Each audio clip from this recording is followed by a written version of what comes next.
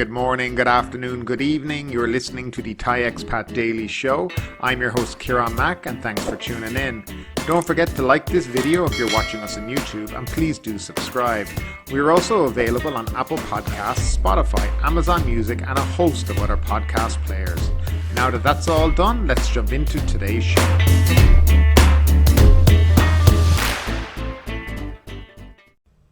And we'll start off with today's daily COVID numbers. There were 16,031 new COVID-19 cases and 220 more fatalities recorded during the previous 24 hours, the Public Health Ministry reported on Thursday morning. There were 15,400 cases in the general population and 631 among prison inmates. On Wednesday, 15,417 COVID-19 patients were discharged from hospital after recovering from the virus. The 7-day average of testing has now conveniently disappeared and has been replaced with a percentage of tests to cases at 17.94%. Strangely, that positivity rate has dropped dramatically from the 30 to 40% it showed previously.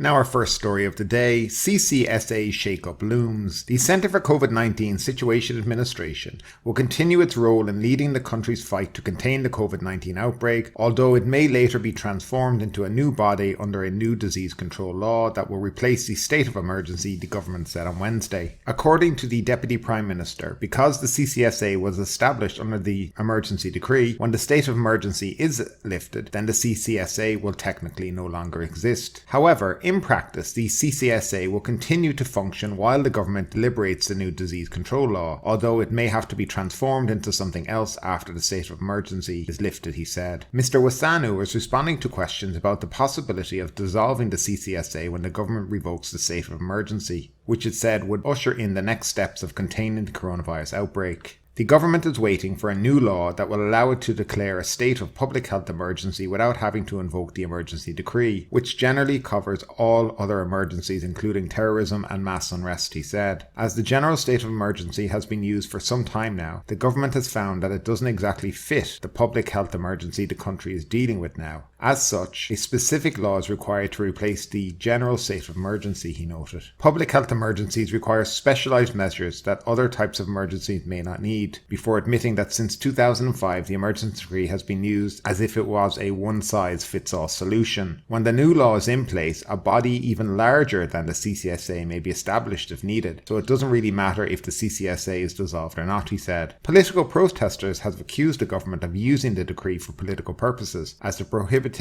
on public gatherings meant they couldn't hold protests without breaking the law. The current state of emergency empowers Prime Minister Prayut Chan-o-cha to directly act on a situation without having to go through the required checks and balances in the name of dealing with the COVID-19 pandemic. For instance, it allows him to ban entry to certain areas deemed a high risk for virus transmission and outlaw public gatherings. So just when you thought that we'd be getting rid of the CCSA and the junta-like feel that we've had for the last year and a half, they basically announced that they will be replacing it with just a larger body that will cost more money to maintain. I'm not quite sure it's needed.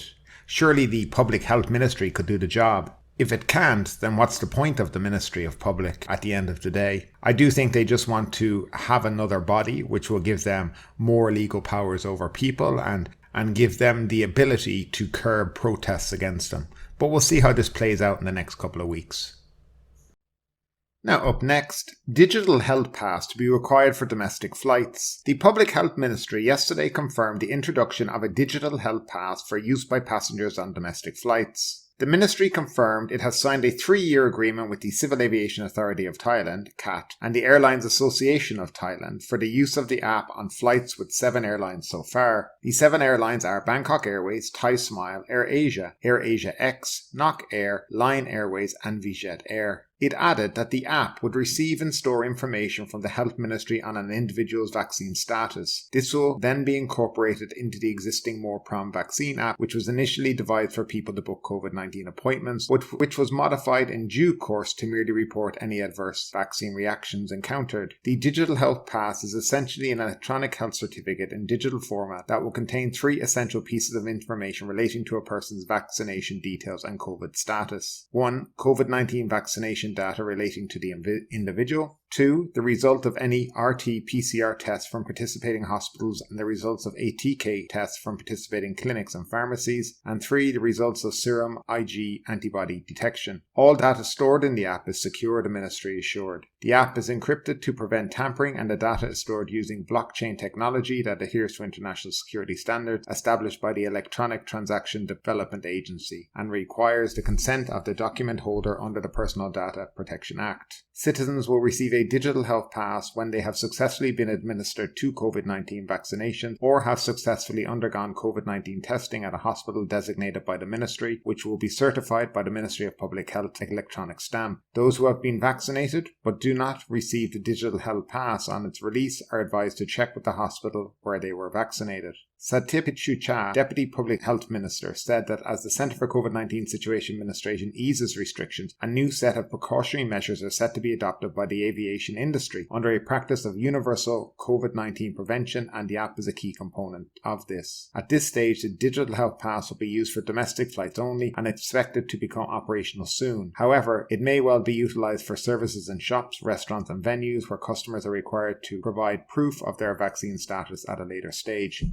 So this looks like it's going to be the pass that will be used throughout the country to determine vaccine status, along with whether or not you have been tested for COVID-19 or not. It'll definitely be used on the airline, so it's looking like that if you're not vaccinated, you probably won't be able to fly anytime soon. And it'll also be used more than likely in restaurants, bars, barber salons, getting into a shopping centre and other places like this. I guess it's very similar to ones that have been used throughout Europe and other parts of the world. I think with not having so many people fully vaccinated in the country, it may cause issues. Now, judging by the comments we've gotten in the past, a lot of the listeners here are definitely in favour of it. So what we will do is later on today, I will run a poll on the channel. We'll do a more scientific approach to this, and we'll take a poll over the next 24 hours to see if people agree with the digital pass or don't agree with it.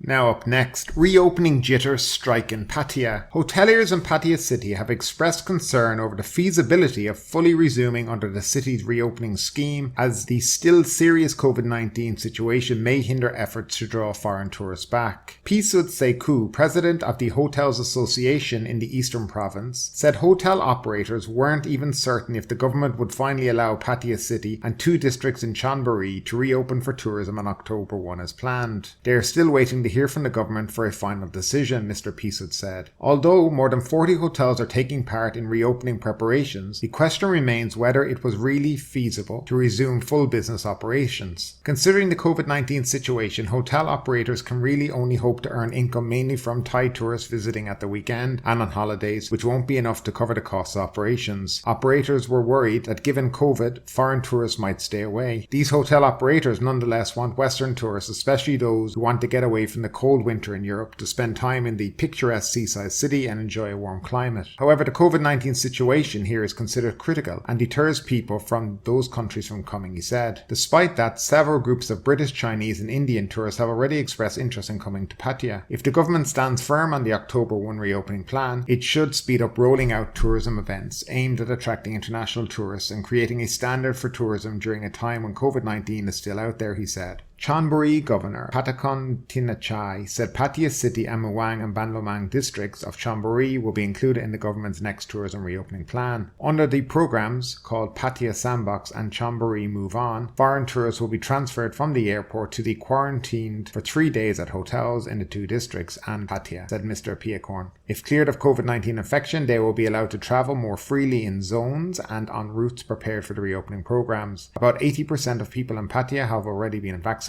against COVID-19, he said. Now, I'm not sure that number 80% is very correct, and maybe 80% for first dose, but certainly not second dose. Another issue that I would see here, well, there's actually a number of issues along the way that we could discuss, but the first thing that we need to draw your attention to is that Pattaya and Chonburi are in the dark red zones, therefore they're classified as severe restricted areas. They still have a curfew there every single night from 9 a.m. to 4 p.m. or 3 p.m. I think maybe it's been reduced by 1 hour, but there still is a curfew there. I'm not quite sure tourists will be rushing to Pattaya to enjoy the curfew from 9 to 3 every night, so you got to be back in your room by 9 o'clock. You're still not allowed to have a drink anywhere. by the way. Bars are still not open, clubs are not open, restaurants aren't allowed to serve alcohol. So, it's not like it's a haven for tourists as we speak. In actual fact, this is what we would call anti-tourism. It's a place where you go, they take your money, but you get nothing back in return. Now, hotel operators are also quite weary about this because there is a significant cost to reopening under this SHA Plus program. And there's a lot of work involved, particularly from the back of house end for hotels. And from my reading of this and my knowledge, the government and the provincial governments want very little to do with enforcing the laws. They want to push it all onto hotels and hold them responsible for everything, including everything the guest does outside the hotel. They really do want to take no responsibility. I think this is really holding back hoteliers from getting involved down there. They look at what's gone on in Phuket and they see no real benefit for all the hotels that have participated. There's a little benefit for the big boys, but not for the little guy. So they're probably wondering to themselves, what's the point? Now then again, you open these sealed routes up and then domestic tourists have to undergo certain screening. Probably vaccination certificate and at least a rapid antigen test. And then you start to persuade domestic tourists to go somewhere else. There are many things going on here, and I'm not sure they've really thought any of this out. Of course, the Tourism Authority of Thailand are involved, so it definitely means nothing has been thought out over the last few months. Thrown together at a whim based on magic numbers and guesswork and hope. And that's all that the Tourism Authority of Thailand seem to operate on.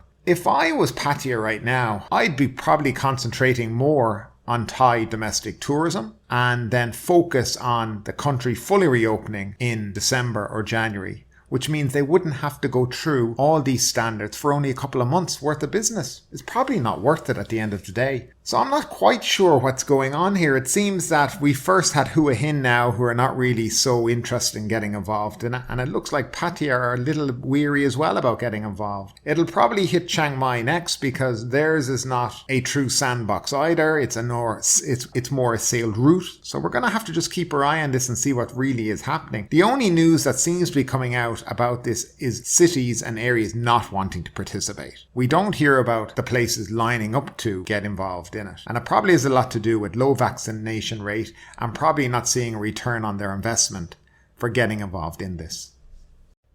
Many schools found flouting COVID-19 preventative measures. The Department of Health said on Monday that some schools have reopened despite failing the assessment criteria required under the Sandbox Safety Zone and School program launched last month. So far, 48 out of 68 schools tested have passed the assessment in red and dark red provinces. The department said many rules are being flouted, such as allowing outsiders to enter and leave boarding schools, not putting in place effective screening measures, allowing dormitories to be overcrowded, and not maintaining a 1 metre distance between beds. The guidelines also require staff and students to always wear a mask, even inside dormitories. The department held a meeting on Monday with the Education Ministry, the Paediatric Infectious Disease Association, and the Royal College of Paediatricians to solve the problem. Now just a quick thing on this. When they say assessment, do they mean self-assessment, as in the school filled out the thing themselves and then submitted it to them and they looked through it and gave them a glowing score? Because that's what happens in many things in this country. They are all self-assessments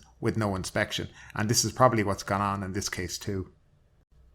And our next story, Singapore's vaccinated travel lane opens despite rising COVID. Singapore on Wednesday opened a new travel corridor that allows people who are fully vaccinated against the coronavirus to enter the country without undergoing quarantine, a move the government sees as crucial to its economic recovery. The first flight under the quarantine-free scheme arrived in Singapore's Changi Airport late afternoon. Singapore Airlines operated the flight from Frankfurt. But the long-awaited scheme has been overshadowed by the rising number of domestic COVID-19 cases. Even though more than 80% of the city's state residents have been vaccinated, new daily cases on Tuesday reached their highest level in a year, prompting the government to urge residents to curtail their social activities. At present, Singapore allows people travelling from low-risk locations including China, Taiwan and Hong Kong to enter without quarantining, regardless of their vaccination status. However, people travelling from most of other countries and regions must quarantine for a week or two after arrival, even if they are fully vaccinated.